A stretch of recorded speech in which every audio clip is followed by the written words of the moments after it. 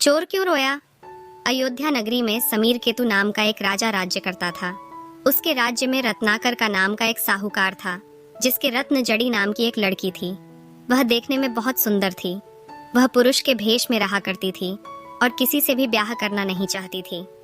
इस वजह से उसके पिता बहुत ज्यादा दुखी थे। इसी बीच उस नगर में बहुत सारी चोरियां होने लगीं। प्रजा दुखी हो गई।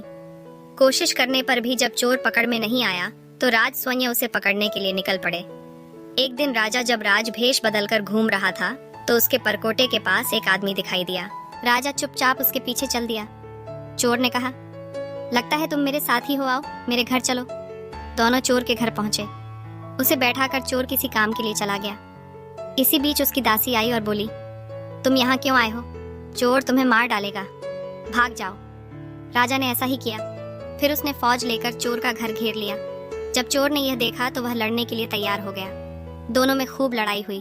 अंत में चोर हार गया। राजा उसे पकड़कर राजधानी ले आया और सूली पर लटकाने का हुक्म दे दिया।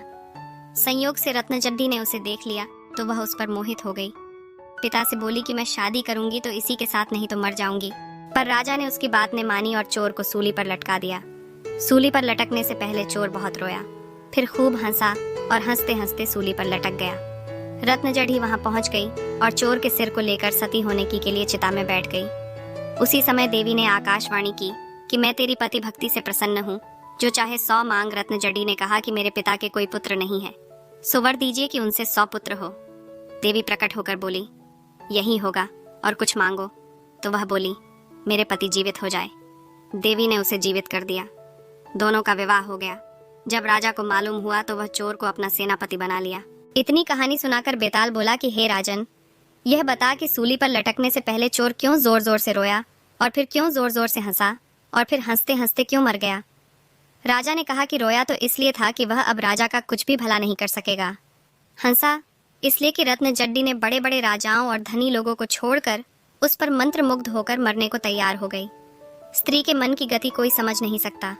इतना सुनकर बेताल वहां से गायब हो गया और पेड़ पर जा लटका राजा फिर वहां गया और उसे लेकर रास्ते में उसने यह कहानी कही।